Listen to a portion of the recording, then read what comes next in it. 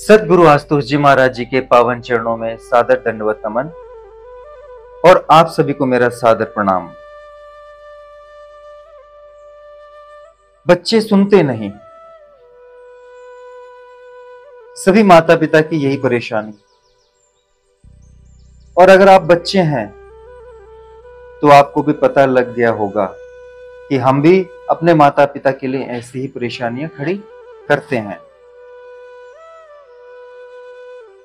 लेकिन एक बात है कि कभी हम भी बच्चे रहे होंगे, कभी हम भी बच्चे रहे होंगे और हमने भी अपने माता पिता को ऐसे ही परेशान किया होगा। लेकिन इंसान की एक आदत है कि वो अपने द्वारा किए गए कार्य को भूल जाता है और जो हमारे सामने है बस वो उसको देखता है। अगर उसको ये याद रहे कि जैसे मैंने किया आज वही मेरे सामने हो रहा है, अगर वो इसको स्वीकार कर ले तो फिर वो समझ जाएगा कि बच्चे क्यों परेशान कर रहे हैं या हम क्यों परेशान हो रहे हैं या हमें परेशान होना चाहिए इनके द्वारा इस कार्य से या नहीं होना चाहिए। लेकिन अक्सर क्या होता है कि हम वो सारी चीजें भूल जाते हैं।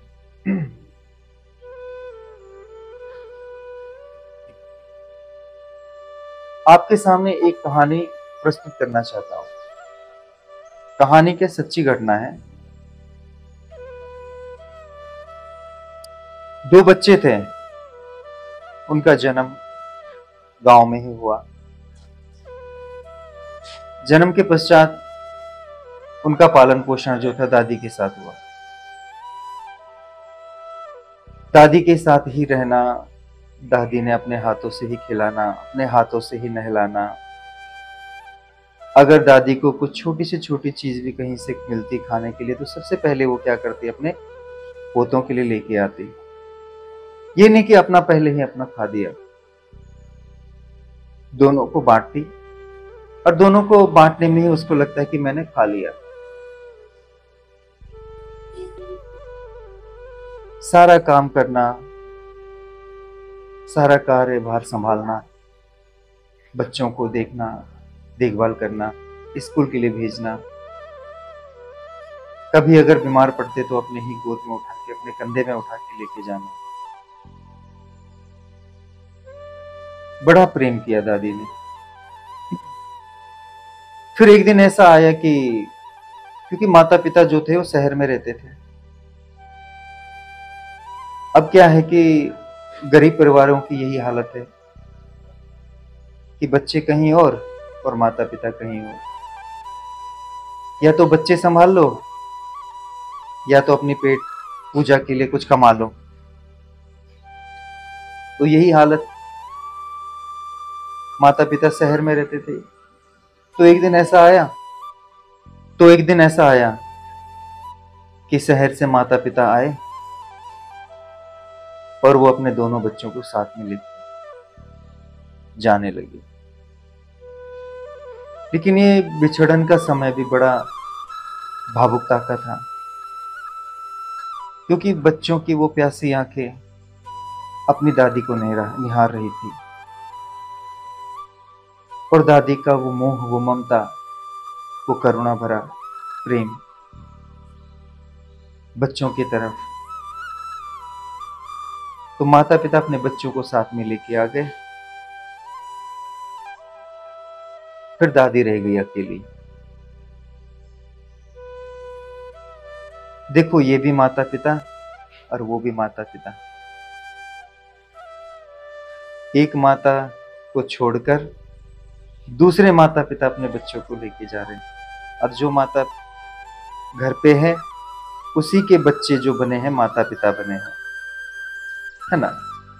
और फिर वो अपने बच्चों को लेके जा रहे हैं। देखो क्या खेल है। शहर में आए बच्चे,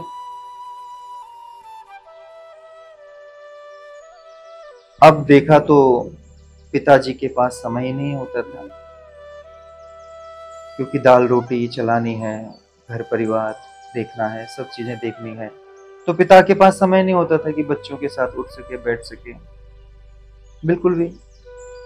और ये प्रत्येक माता पिता का या प्रत्येक बाप का ये चल रहा होगा कि वो नहीं उठ बैठ पाता अपने बच्चों के साथ। थोड़ा माता का व्यवहार भी कठोर था। अब बच्चों को तो आदत पड़ी हुई थी कि वो करुणा भाव से, वो प्रेम भाव से अपने हाथ से जो दादी निवाला खिलाती थी, नहलाती थी, हर चीज जो भी था उनको आदत पड़ी हुई थी। अब यहाँ आके माता का व्यवहार थोड़ा कठोर कि तुम्हें खाना है तो खा लो, नहीं खाना है तो मत खाओ, खाना बना के रखा हुआ है, जाओ।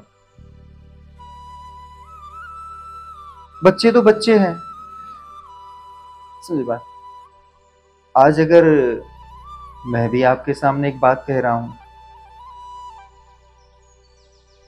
तो संसार में आकर सदगुरु कृपा से कुछ ना कुछ समझदारी की राह पर चल के तो बात कह रहा हूं, समझे। लेकिन अगर वो सिचुएशन हो बच्चे वाली, तो उसमें क्या ये बात हो सकती है? हाँ, हो सकती है। अगर के पूर्व जन्मों के कर्मों का बंधन बड़ा अच्छा है, समझे, उच्चतम कर्म वाला घर पैदा हो रखा है। लेकिन संसार में सभी तो ऐसे नहीं पैदा हुए ना, तो प्रत्येक के साथ ये चीज है,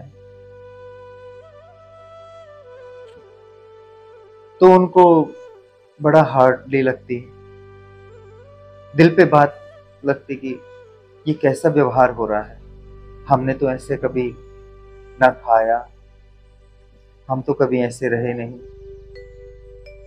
हर चीज में चिल्लाकर ये करो, वैसा करो, ऐसा क्यों हुआ, तैसा क्यों हुआ, ये है, तैसा है, ये नहीं। ना शहर का माहौल भाया बच्चों को, ना घर परिवार का माहौल भाया बच्चों। जो कभी अपने हाथों से नहाए नहीं, वो अब अपने हाथों से नहा रहे, तो कहीं साबुन ही छूट गया, कहीं कुछ ही हो गया, सही समझ नहीं आ रहा क्या है, क्या हो रहा है, समझो। क्योंकि वहां पर दादी का नहलाना, समझे, वो करते नहीं गाँव में कि दादी लोग पकड़ते हैं घर पे और बिल्कुल रगड़ रगड़ के मैल वैल निकालना, ये निकालना, ठीक है, उसमें बच्चा है, इधर दी, ऐसे मत करो, ऐसे मत करो, अरे ये हो जाएगा, वो हो जाएगा, ठीक है। तो अब यहाँ पर 1-1 किलो मैल जमा हुआ है, कभी जो नहाए नहीं तो 1-1 किलो मैल जमेगा ही अपने से, और पहली बार में नहा रहे हैं। फिर खाना खाने की आदत पड़ी थी कि दादी ताजा ताजा बनाते थे, तो लो खाओ बेटा, अपने हाथ से खिलाना, ये खाओ, ठीक है। और बड़े दिल से, चाह से, क्योंकि जब प्रेम होता है तो चाह, किसी के लिए भी कोई भी काम अगर होता है तो दिल से होता है, चाह से होता है, बिल्कुल। लेकिन जब प्रेम नहीं होता है तो तब क्या होता है, काम जबरदस्ती का होता है, समझ बात, कि करना पड़ेगा यार, कि कहां से सरदर्दी आ गई मेरे सिर के ऊपर, इनको भी देखना पड़ेगा यार। आज तक हम आजादी से जी रहे थे 10 साल तक, अब ये बच्चों का और भार आ गया हमारे ऊपर, क्या यार, समझे बात। अब ये तो रख दो खाना बना के, पूरे दिन में खाते रहो शाम तक अगर है तो, ठीक है। हाँ, अगर माता पिता अगर दोनों ही कार्यरत नहीं है, तो माता का फर्ज बनता है कि वो बच्चों को सही तरीके से एक पालन पोषण करे, सही तरीके से खान पान जो भी हो सकता है, चाहे वो थोड़ा ही क्यों ना हो। हम ये नहीं कह रहे कि भरपूर मात्रा में अगर आपके पास है, थोड़े में ही उस तरीके से आप करिए। तो ऐसे ही चलता रहा, धीरे धीरे क्या हो गया कि बच्चे विरूट होने लगे, विरूट, न माता के प्रति वो चाह, न पिता के प्रति वो चाह। अब अक्सर आपने देखा ही होगा कि जब बच्चे माता को परेशान करते हैं तो शाम को माता आती है, क्या करते हैं, देखो आपके बच्चे, देखो पूरे दिन ये करते हैं, जीने नहीं देते, जीना हराम कर दिया है, मेरा खाना पीना सब हराम कर रखा है, ये तो ऐसा करता है, ये वैसे करता है। सीधी सी बात है, हकीकत बात है कि भाई जो बंदा पूरे दिन नौकरी पे रहा हो तो वो कौन से देख रहा है कि किसने क्या किया कि क्या नहीं किया। अब उसके सामने जो आके बोला जाएगा वही करना पड़ेगा। तो पिताजी भी क्या, इधर आ, समझे बात। चलो कुछ के बाबा, कुछ के पिता ऐसे होते हैं कि धो धा के बराबर कर देते हैं, कुछ के पिता रहते हैं कि बातों से मारते हैं, गुस्से से मारते हैं कि तूने ऐसा किया, तूने ऐसा किया, तूने ये किया। परेशान करता रहता है तो अपनी माँ को, ये करता है वो करता है। अक्सर होता है ये घर परिवारों में, सब जगह होता है, किसी एक परिवार की नहीं, सभी परिवारों की हालत है। अब ऐसे ही उनके साथ भी हो रहा है। बच्चा अपने दिल के अंदर ये बैठाता रहा, भरता रहा कि क्या है ये, क्या है, कैसी जगह आके मैं फंस गया, क्या हो गया। कुछ करना चाहे तो कुछ कर भी नहीं सकता, कुछ कहना चाहे तो कह भी नहीं सकता। किससे कहे, क्योंकि दोनों में से कोई सुनेगा नहीं। और बच्चे की बात तो वैसे भी नहीं सुनी जाती है ना। ये तो बहुत बड़ा समझदार हो गया, तू मेरे से बात करेगा, तू मेरे को बताएगा, तू मुझे समझाएगा, तू ये करेगा। तो वही यही बात हो जाती है। अपने में ही घुट घुट के जीना शुरू किया, नहीं आया पसंद घर का माहौल, शहर का माहौल, लेकिन किसी तरीके से चलते रहा, चलते रहे। अब क्या होता है कि जब घर में प्रेम नहीं मिलता है तो अक्सर व्यक्ति बाहर उस चीज के लिए प्रेरित होता है। फिर उसके बाद दोस्त मिल जाते हैं कि भाई तू मेरा दोस्त, तेरे लिए तो जान भी हाजिर है, तू बोल तो अभी ये कर दें, तू क्या बात करता है। अब उसे क्या लगता है कि भाई वाह, देखो आज तक मेरे माँ बाप ने मेरे लिए ये नहीं बोला, और ये देखो मेरे लिए कितना ठीक है बात। इसी तरीके से क्या होता है कि किसी लड़की के प्रेम में फंस जाते हैं कि हाँ तुमने खाना खाया, ठीक है, तुम नहीं खाते तो हमारा गले से निवाला निकलता है, तुम्हारी बड़ी चिंता रहती है, इतनी देर तक इतना काम मत किया करो, इतनी देर तक क्यों जगे रहते हो, ये ऐसे क्यों करते हो, वो ऐसे क्यों करते हो। तो ये बहुत सारी चीजें मिल जाती हैं। बोलता है कि यार मेरी माँ ने आज तक मेरे से नहीं पूछा कि बेटा तूने खाना खाया, और ये मेरे से पूछ रही कि तूने खाना खाया, बाबू ने खाना खाया, वाह बड़ा ठीक है। देखो दोनों सिचुएशन है, जिसको घर में प्रेम नहीं मिलेगा वो बाहर किसी न किसी लड़की के प्रेम में फंसेगा, तो इस तरीके की बात होगी। लेकिन जिसको घर में प्रेम मिल रहा है माता का, अगर वो भी फंसेगा कैसे, अब वो क्या ढूंढेगा, क्यों कि वहां पर भी पूछ रही है कि मेरे बाबू ने खाना खाया कि नहीं खाया। तो वहां पर भी क्या हुआ कि हाँ अरे देखो बिल्कुल मेरी मम्मी की तरह प्रेम करती है मेरे से, पूछती है कि हाँ तुमने खाना खाया कि नहीं खाया, मेरी माँ भी ऐसे पूछती है।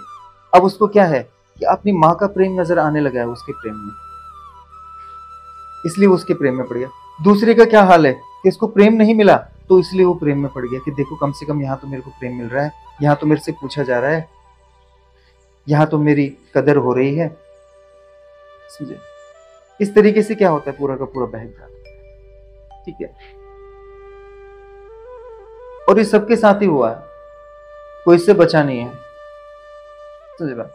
और ये सबके साथ होगा भी, कोई इससे बचेगा भी नहीं, लेकिन बच सकता है, इसके लिए भी रास्ता है। लेकिन वो रास्ता थोड़ा कठिन लगता है सबको।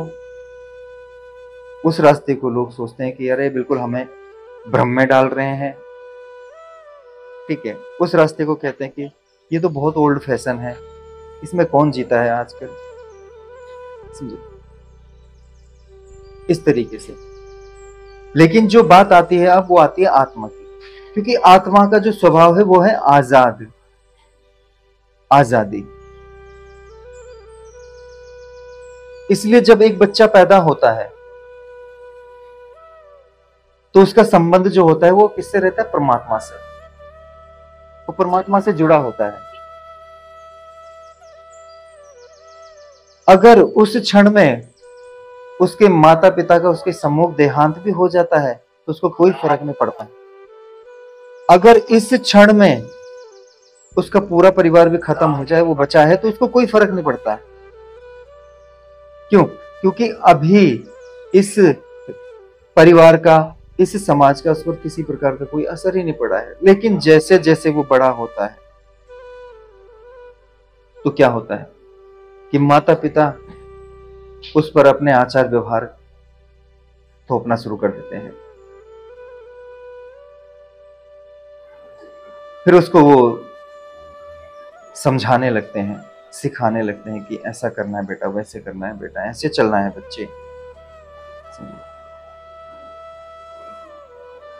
लेकिन फिर तब भी वो उनको स्वीकार नहीं करता। मान लेगा चीजें, लेकिन अंदर से स्वीकार नहीं करता है, क्योंकि उसका स्वभाव क्या है? आजाद।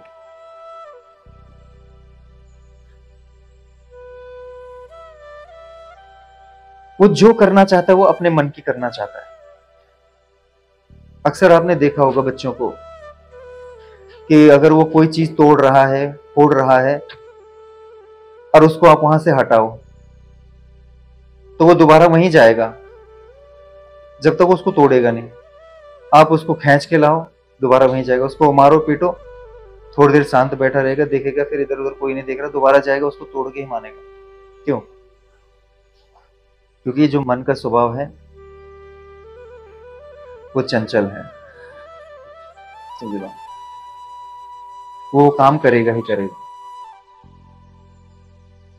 जब तक वो नहीं करेगा तब तक वो मानेगा नहीं। वो अपने मन के अनुसार कार्य करना चाहता है। और प्रत्येक बच्चे का यही हाल है। प्रत्येक बच्चे का, प्रत्येक मनुष्य का यह हाल है कि वो अपने मन के अनुसार ही क्या करना चाहता है? कार्य करना चाहता है। फिर माता पिता उसके अंदर वो संस्कार भरना शुरू करते हैं। लेकिन जब संस्कार नहीं भर पाते तो फिर उसके बाद डर, उसके अंदर वो डर बैठाते हैं कि बेटा ऐसा मत कर, ऐसा हो जाएगा, ऐसा मत कर, ऐसा हो जाएगा। फिर वो डर जो बैठाते हैं, धीरे धीरे वो डर वाला जो उन्होंने कॉन्सेप्ट अपनाया ना, वो धीरे धीरे थोड़ा काम करता है। अब कई चीजों से वो डरने लगता है, तो जिसके कारण वो काम नहीं करता है।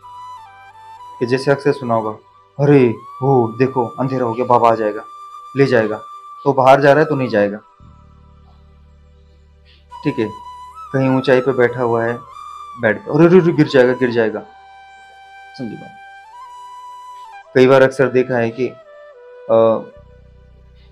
कुछ माता पिता क्या करते हैं कि एक डॉल ले लेंगे या टेडी बियर ले लेंगे, ठीक है, उसको खाना खिलाएंगे, और अगर वो नहीं खाता है तो उसको धैड़ धैड़ थप्पड़ 2-4 रख देंगे। फिर बच्चे को खाना खिलाएंगे तो वो समझता है कि अरे बेटा अब खाना पड़ेगा। जैसे इस टेडी बियर को थप्पड़ पड़े, पता चला कि मुझे ही पड़ेगी, तो वो क्या करेगा? डर के कारण खाएगा। तो फिर डर वाला कॉन्सेप्ट अपनाते हैं, वो भी धीरे धीरे काम आने लगता है। लेकिन तब भी उसके जो मन के अंदर है नहीं करता स्वीकार, नहीं करता स्वीकार।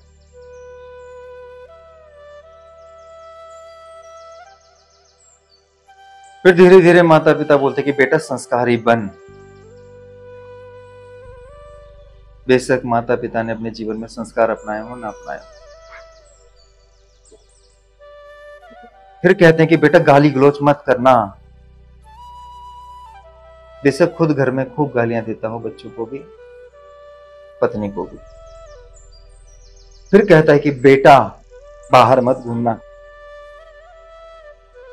बेशक खुद 4-4, 5-5 घंटे बाहर ही घूम रहा हो दोस्तों के साथ, पौवा लगा के आ रहा होगा। फिर बेटे को समझाता है कि बेटा कभी सिगरेट नहीं पीना, कभी पौवा नहीं लगाना, हमें तो टेंशन है इसलिए हम पीते हैं।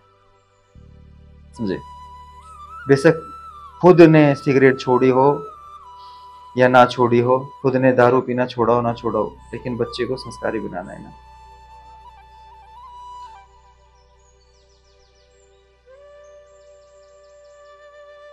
बात यह है ना कि चाहे बच्चा हो और चाहे बड़ा हो, समझे बात, है वो एक इंसान ही पैदा हो रखा है। समझे बात? और जो मन का स्वभाव है इंसान के, वो क्या है कि एक काम को छोड़ के दूसरा करना, दूसरे काम को छोड़ के तीसरा करना, तीसरे को छोड़ के चौथा करना, मतलब चंचलता। अगर देखा जाए तो मनुष्य के मन में एक दिन में 64,000 विचार आते हैं, जिसमें से सिर्फ 9,000 विचार ही सकारात्मक होते हैं, बाकी के सारे नकारात्मक होते हैं।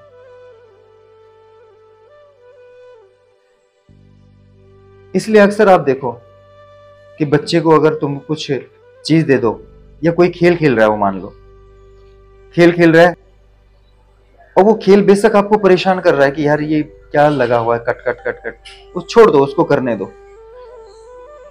जब तक कर रहा है कोई बात नहीं, थोड़ी देर परेशानी झेल लो। कुछ समय पश्चात आप देखोगे कि वो खेलना बंद कर देगा, फिर कुछ दूसरा ढूंढेगा। देखते रहो, फिर वो दूसरा भी छोड़ा उसने, तीसरा। क्यों? क्योंकि मन का स्वभाव क्या है कि किसी एक चीज पर ज्यादा देर नहीं टिकता, वो दूसरी चीज पर चला जाता है। इसीलिए हमारे अंदर भी जो विचार चलते हैं, तो हम ज्यादा देर एक विचार पे नहीं रहते। हमारे अंदर जैसे एक विचार आया तो दूसरे विचार पर हम चले गए, दूसरा आया तो तीसरे पर चले गए। किसी एक विचार पर ही पूरे दिन टिक के दिखाओ, नहीं टिकोगे। अगर ऐसा हो गया तो बन गए महात्मा, बन गए परमात्मा, समझे बात? लेकिन नहीं होता ऐसा, समझे बात? ये चंचलता है। तो ये बच्चे में हो और चाहे बड़े में हो। अगर देखा जाए दोनों में कॉमन क्या है? मन।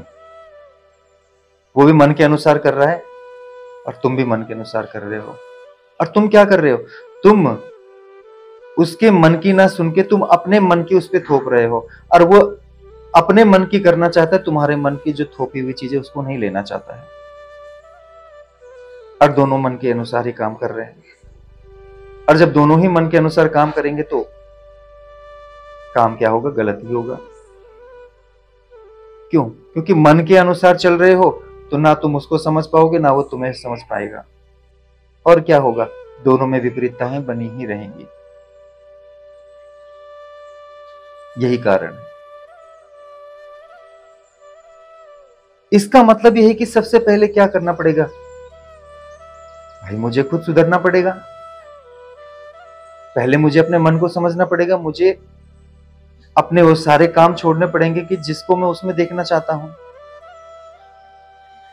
नहीं देखना चाहता हूं जिसको उसमें मैं। सबसे पहले मुझे अपने वो सारे काम छोड़ने पड़ेंगे कि जो काम मैं उसमें नहीं देखना चाहता हूं। अगर उसको मैं चाहता हूं कि वो संस्कारी बने, तो सबसे पहले मुझे भी संस्कारी बनना होगा।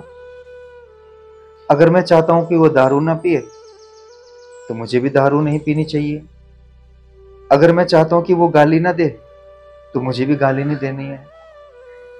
अगर मैं चाहता हूं कि वो घर में प्रेम से रहे, तो मुझे भी क्या करना पड़ेगा?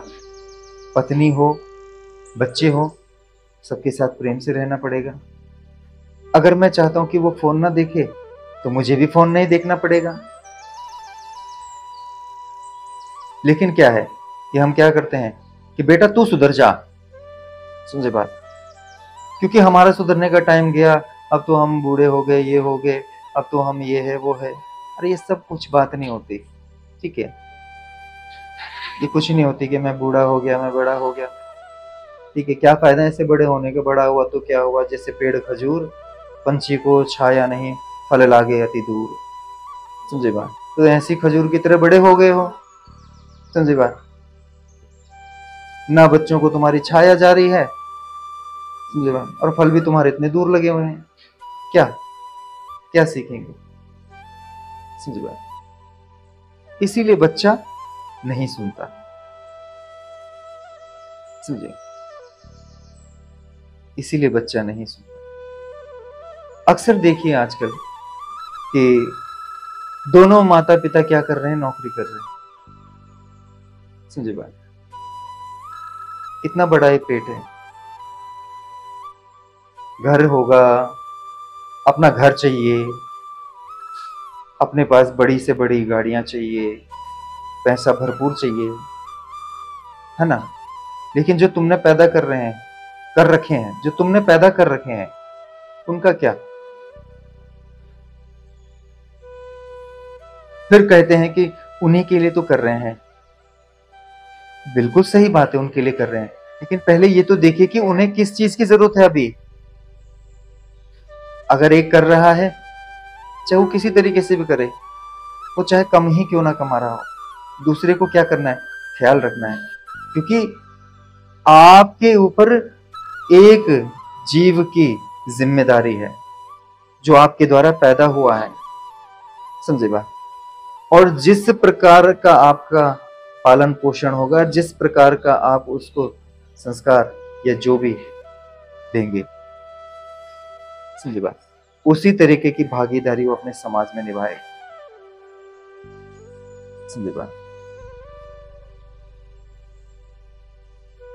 लेकिन क्या दोनों बच्चे ऐसे ही घूम रहे रोड पे, कभी इधर कभी उधर, तब कहते कि बच्चा हमारी नहीं सुनता। कहां से सुनेगा, क्योंकि सानिध्य तो आपका मिला ही नहीं उसे। दोनों रात को 9 बजे आ रहे हो, तब तक बच्चा पता चला है भूखा प्यासा वैसे ही लेटा हुआ है। फिर खाना बना के तुम बोलो कि आ बेटा खा ले, खा, जैसे आधे नींद में उठ के उसने खाना खाया, फिर उसके बाद सो गया।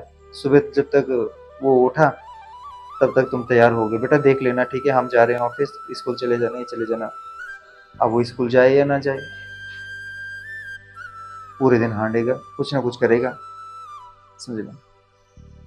अब वो तो छोड़ो, लड़के छोड़ो, लड़कियों को भी ऐसे छोड़ देते हैं।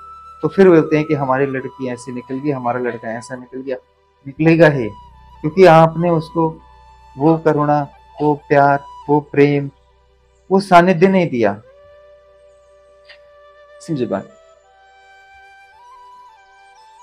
वो देना पड़ेगा, तब जाकर एक बच्चे का उच्चतम से निर्माण होगा, ठीक है। और अगर बात देखी जाए तो बात सांसारिक नहीं, बात भौतिक नहीं, बात है आध्यात्मिक। जब तक आपके जीवन में अध्यात्म नहीं आएगा, जब तक आपके जीवन में गुरु या सदगुरु का आगमन नहीं होगा, तब तक ना तो आप अपने आप को संवार सकते हैं और ना तब तक आप अपने बच्चे को संवार सकते हैं, समझे बात। देखो लोग कहते हैं कि शादी कर लो, शादी हो जाती तो बेटा पोता देखने का दिल कर रहा है, हाँ हाँ काश पोते की शक्ल देख लेती तो हाँ प्राण अच्छे से निकल जाते और मुक्ति मिल जाती मेरे को, समझे बात। जिस व्यक्ति को शादी के बारे में कुछ पता नहीं, चाहे वो लड़का है लड़की है, दोनों को कुछ नहीं पता कि शादी क्या, समझे बात। उन्होंने बस यही देखा है कि ऐसे ऐसे होता है और ये तुम्हारे क्या बोलते हैं कि माता पिता को सब, पूरे माता पिता हो गए, दुनिया हो गई, दिन दुनिया में क्या चल रहा है सब देखा है, लेकिन फिर भी उनको प्रेशराइज करते हैं कि हाँ बेटा कर ले, ठीक है।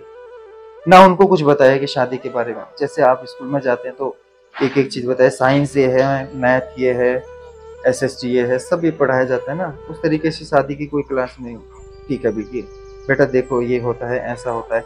हाँ अगर उसमें भी हम अगर जोड़ते हैं तो अपना एक इमोशनल फैक्टर जोड़ते हैं कि बेटा करना पड़ेगा, हाँ करना पड़ेगा, कौन देखेगा, बूढ़े हो जाओगे, कौन तुम्हें संभालेगा, कौन क्या करेगा, है अपने माँ बाप का ख्याल नहीं है तुझे, हमारी सेवा कौन करेगा। तो देख लो आजकल कितनी सेवाएं हो रही है ना।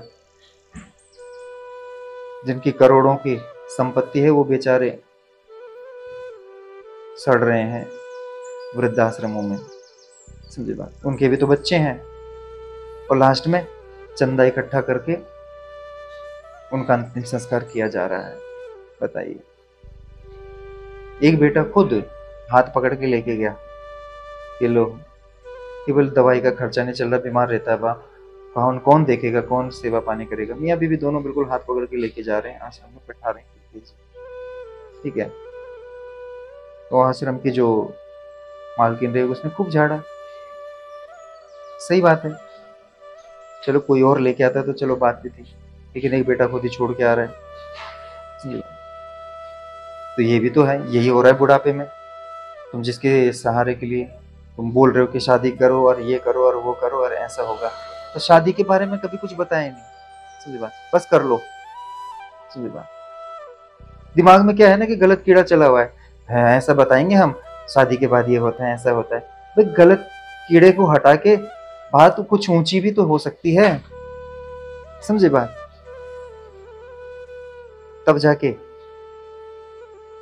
तो ये समझो और समझाओ, तो जाके एक बच्चे के उच्चतम से उच्चतम भविष्य का निर्माण हो सकता है। और बिन गुरु और बिन सदगुरु के ये नामुमकिन है, समझे बात? बिल्कुल, वरना ऐसे ही चलते रहोगे, तुम कहीं और, बच्चे कहीं और उनका संसार कहीं और तुम्हारा संसार कहीं और। लास्ट में रो धो के मरना तो है ही भैया, जीने तो यहाँ कोई नहीं आया। अगर मैं आपसे कहूँ कि भैया बताओ अगले 100 साल में तुम कहाँ रहोगे, अरे 100 साल की जिंदगी कहाँ मिलेगी, हाँ वो क्या पता उससे पहले, तो तुम्हें भी पता है कि तुम मर जाओगे, समझे बात? तो जब मरना ही है तो क्यों ना कुछ जानकर, कुछ समझकर और उच्चतम से उच्चतम राह को अपना कर क्यों ना मरा जाए, समझे बात? और जब तुम उच्चतम से उच्चतम राह अपनाओगे तो बच्चे भी उच्चतम से उच्चतम राह अपनाएंगे। समाज में नंबर दिखाने से, समाज में अपना ओहदा दिखाने से कि मैं करोड़पति हूँ, अबे उधार की जिंदगी है, समझे बा? उधार की जिंदगी है, समझे बा? 2 लाख कैश देके 10 लाख कर्जा लेके अब पड़े रहो, समझे बा? क्या कर रहे हो? झूठी दिखावट में मत जियो, ठीक है? सत्यता में आओ और सत्यता में जियो, तो ही जाके संवरेगा।